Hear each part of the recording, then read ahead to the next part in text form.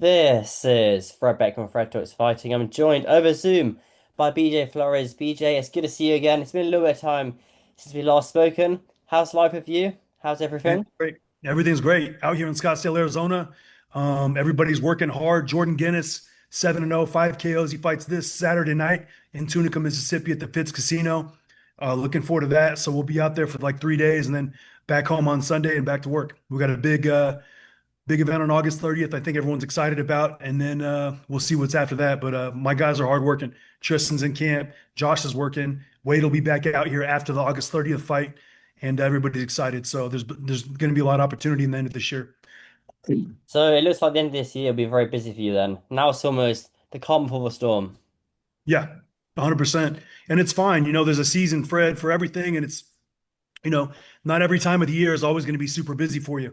You're not always going to have fights exactly when it's planned. And it's not, but the sport of boxing does not work that way. So you just got to be patient, keep working, and make sure that you're prepared when the opportunity comes. What do you think of Wade versus Dillon Dannis in their MMA fight they did on the YouTube? I don't know what to think of it. I'm not sure what Wade was doing in there, trying to wrestle and all that stuff with Dillon, and he surely wasn't punching at all either. I'm not sure what he was doing.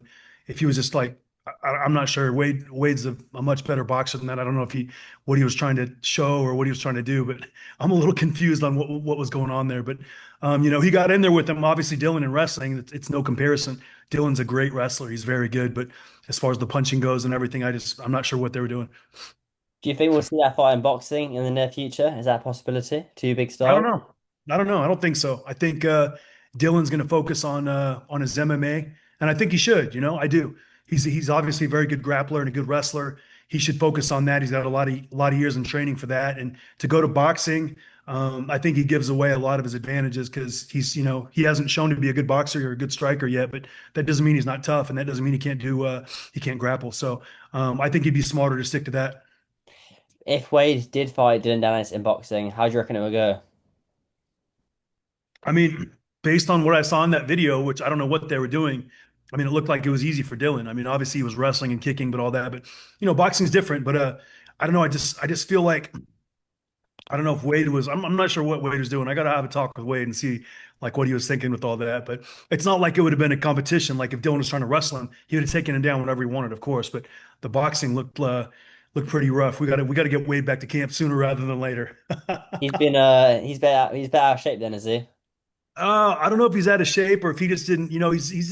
He's only had one camp, Fred. And he's not at the point yet where he's a great boxer. He had a good fight and a good camp, but he's got to get right back in and get working again to have any kind to be able to have any kind of success. He can't just take off for time like that and then come back into camp when it's time to fight again. He hasn't got that level of boxing IQ yet. But he's constantly doing his strength and conditioning stuff. But I need him in the gym more consistently, and Wade knows that. And then that's why Wade's coming back out here after August 30th. Oh, okay. So that's when you get locked Yeah, in and then get that yeah, fight he'll be date. locked in. Who have you Yeah. spoken to Mams about potential opponents? Um, for Wade, yeah, I have, but there's a lot of names floating around, and I can't really say what those names are. But here's the thing. Sometimes a good breakup makes things stronger. And what happened with Wade and Mams a couple years ago. I mean, they're back now stronger than ever, and I love it. So it's really exciting that you know they had their misunderstanding, they're falling out, but now we've all forgot about the past and we're focusing on the future. And Misfits and Wade Clemens have a bright future, and we're going to do some good stuff together. Mams is excited about Wade being involved and obviously bringing him in for the commentary for this show. After everything they've been through, Wade's back. I think it's great. Wade adds a lot of talent and a lot of professionalism to the broadcast, and I think it's just going to come off a lot better. And I'm excited to see how Wade performs on that. But later in the year, Wade, don't forget, Wade is not just a broadcaster, and we'll be proving that once again. Will you be going? Are you going to be there for the August 30th card? Yeah, I'll be there. I'll be there for sure. Okay, Looking so forward to seeing it, and looking forward to seeing the fights. And Mims has put a lot of hard work into this card. There's been a lot of blood, sweat, and tears into this, and it'd be a shame if I wasn't there to help in any capacity that I can and watch. And we'll talk about things after the fight and who makes good matchups for who and what makes sense, and kind of see how the chips fall. and also get some training in it with Wade since you'll both be there as well. Yeah, yeah, I'll be there. I'll get there Tuesday, I believe, and I think the open workouts are Hmm. Tuesday or Wednesday, I'm not sure, but I'll be there for those. And um, Yeah, Wade will be doing some training out there. Don't worry, it's not just going to be a business trip. Wade's going to be doing some work, and I'm looking forward to putting that kid through the paces. Yeah, get him back on track, as per And se. we're gonna first do some work on what to do when a southpaw's coming, like Dillon's coming at you. First things first, because that was bad. Yeah, your live reaction watching the video would have been quite entertaining to Yeah, I watch. saw the video and I'm like, Wade, and I sent him a text message immediately. I'm like, Wade, you got it? And he's just like, yeah, yeah, yeah. We were just kind of, so it was. So I think there's a little more to it. No, I'm sure. Where let his hands go, it could have been a little bit I, different. What do you think of the card though? It's quite a stacked card in general. Got MMA fights, former MMA fighters as well, yeah. boxers, a little bit of everything on the card. Yeah, I think Darren and Luke is going to be a good fight. I think Luke's physically very big. The last couple guys that Darren has fought were, AT was a 175 pounder, tough, but a 175 pounder, 5'8". Luke's 6'3".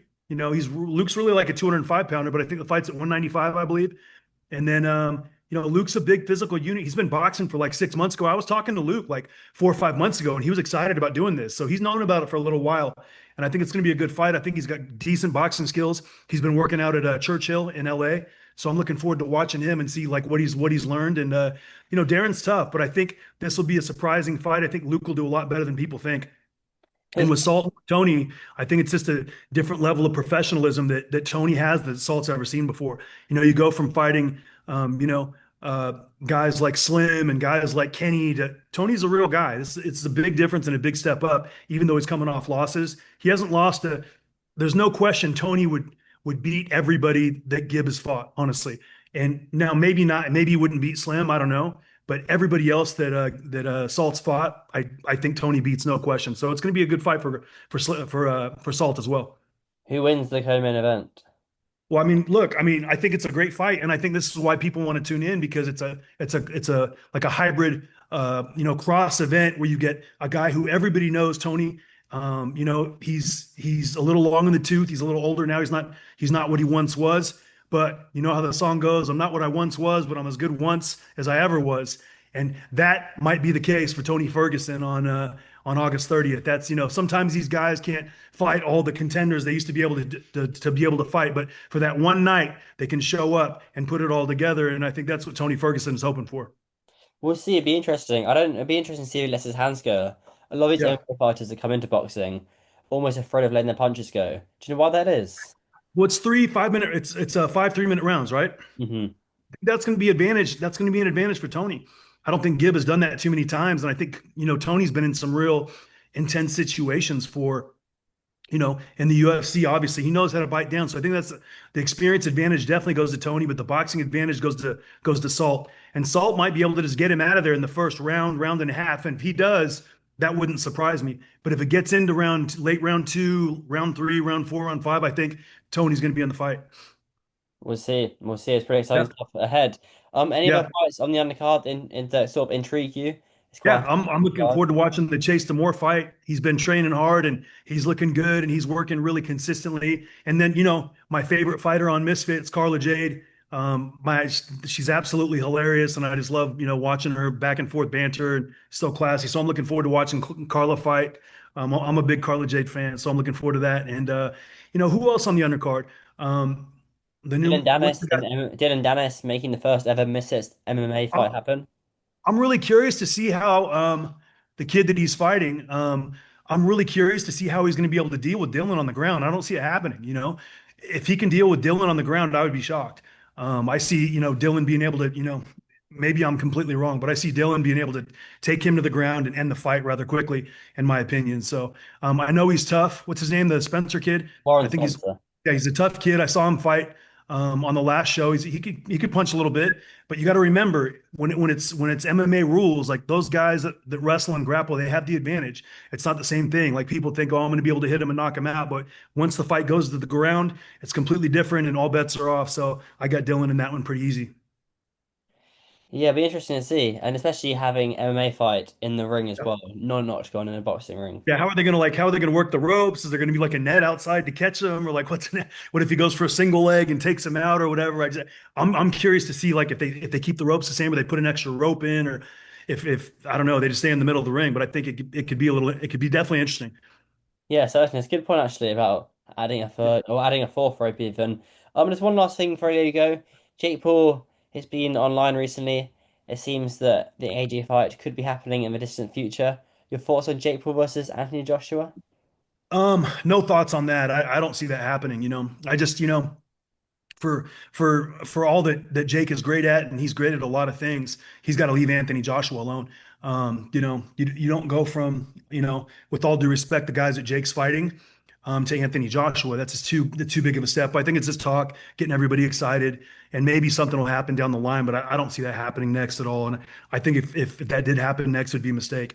I mean, Jake hasn't fought any heavyweights. Like, I mean, you got to fight a heavyweight or two at least before you fight someone like AJ. AJ's a real guy. Make no mistake about it. AJ would knock out everybody who Jake's fought, like in the first or second round, no question about it. So it's a completely different challenge. 6'6" gold medalist, talking about a guy who's fought the best in the world. I hear rumors are like, oh, he's chinny. Look, when you get hit by, Daniel Dubois, or you get hit by Andy Ruiz, it's not chinny. It's just, you're in there with the best guys in the world. And that's a different class of guys. So I'd like to see Jake focus on the guys at 200 pounds, focus on getting a WBC ranking and then fighting Badu Jack, focus on those kind of names instead of guys like AJ, who I think are just, way too big. And I just think it's, if I don't see anybody, he's got a good team around him right now. I don't see the guys in his corner pushing him to fight AJ. It just doesn't make sense.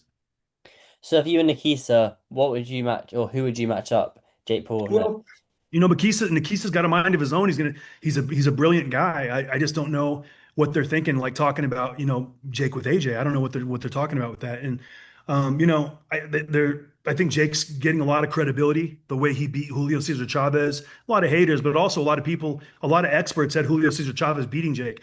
And not only did Jake beat him, Jake dominated him every single round except for the last two. He got a little tired, but it's not even like he got beat up in those rounds. Those rounds, Julio just did a little better, but the first like 7 rounds were like, it was one-way traffic. And I thought Jake did a tremendous job boxing Julio, and he made him look very, very bad. And I just think they got to focus on those kind of names, guys who are closer to Jake's size, because, he's moving up in opposition now, and he's going to be fighting better guys. So you got to, weight matters. There's weight classes for a reason. AJ is way too big. And I would just, for Jake's safety, I would like to see him stay away from AJ. We'll see. I'm sure MVP are good at matchmaking for Jake, so we'll see what they do next. Right. I reckon about November, December time, Jake will fight again. But I I think, would like to see yeah. Jake in there with someone his size, who's got a little better record, who's a little more active and a little younger than Julio. That's what I'd like to see. And then Mm. obviously some, fighting, if the Badu Jack fights on the table, if Jake's able to get a ranking by the WBC, I'd love to see that fight with Badu. He's a little older now. He's still a savage, a very tough man. But I think Jake's youth and his experience and his desire, I think he could fight a champion like Badu, and do really well. And win, lose, or draw, he comes out of that fight with a lot of respect. And I think a lot of people look at Jake differently after that fight. But AJ, I'm not sure what's going on with that one. Well, I guess the AJ one is a huge fight. I mean, that would sell out Wembley Stadium, 80,000 people. Jake Paul and Joshua, it would be It massive. would. Like I said, I mean, he needs more experience at the heavyweight level before he fights someone like AJ. And call me crazy, but in my Do you think? 40 Do you years of reckon? Do you experience, reckon Andy Joshua would knock out Jake Paul? I mean, look, like there's nothing that I would that it should. There's nothing that I could say that would go against that. You know what I mean? Like Anthony Joshua has been fighting the best heavyweights in the world for 2012. We're talking 13 years. He's been fighting the best heavyweights in the world. He had a small window where he was built up. And then after that, he was fighting for titles. He was fighting the Klitschko's. He was fighting the Joseph Parkers. He was all those kind of guys. And that's a big step up from, the opposition where Jake's been fighting. And Jake knows that. Jake's smart. He knows that. But I would just say that you got to fight at least a fight or two at heavyweight. And I'm not counting Mike Tyson. I'm not counting that. You got to fight a fight or two with, guys that are, closer to that size and active. And then you can get a better read on whether you should do that or not. Or just fight AJ. But I just think Jake's safety is at risk if he fights AJ. I really do. Like, that's a dangerous fight for him. And, kudos and courage to him if he wants that fight. But I wouldn't take that fight. We'll see. We'll see what MVP wants to do with that in the near Right. future, certainly. Just a couple more things before you go. I seen you were Yeah. training Ben Vane Davis, Yeah. Mrs. Oh, yeah. What's going on there? He's great. He's a good kid. He works hard. He shows up. I'm turning Ben into an aggressive head off the center body puncher. And he's got some toughness. And the thing about Ben is he pays attention really well and he makes adjustments. We just got to work on his core strength and turn him more into an athlete, make him harder, make him stronger, make him faster. But he's got a very good head. He listens well and he does what I tell him very well. So I'm really happy with what how Ben's been able to perform. He shows up 3 times, 4 times a week. He's turning into a good body puncher. He looks nothing like how he used to look. And it's going to be it'll be surprising when people watch Ben Davis fight next. Okay, it'll be pretty good. A Misfits, bare knuckle, karate Yep. combat. He's done No more bare knuckle for Ben. I told him he's not a bare knuckle guy. You can't just take everything that's dangled in front of your face, Ben. It's got to be the Tristan right. Tristan Hamm seems like a bare knuckle guy. Yeah, Tristan's crazy though. He'll do anything. He'd do bare knuckle. He'll do boxing gloves. He'll do in the back alley behind somewhere else. Tristan doesn't care. Tristan's mantra and his saying is ruthless, relentless. He doesn't care anyone, anytime, any place. He doesn't care. So, but Ben's a little different. Ben's got a commentating career. We got to look out for that. And Tristan will pull up with anybody. Tristan's a pipeline guy. You got to remember that he grew up in the Canadian pipeline. They fought every day. It's just part of his life. So he's wired a little different than Ben. I want Ben to think more about his future. Awesome. That sounds pretty good. All right, that's a wrap. BJ, thank you very much as always for your time. Good luck with the fight that's happening this weekend. Very best of luck. Let me know how it goes. But yeah, thank you as always, mate. I really appreciate Again, it's Saturday night, Tunica, Mississippi. I will send you the stream on the link on YouTube, Fred, and let's we'll be getting a victory this weekend. Thank you. it. All right, I'll make sure to tune in. Thank you.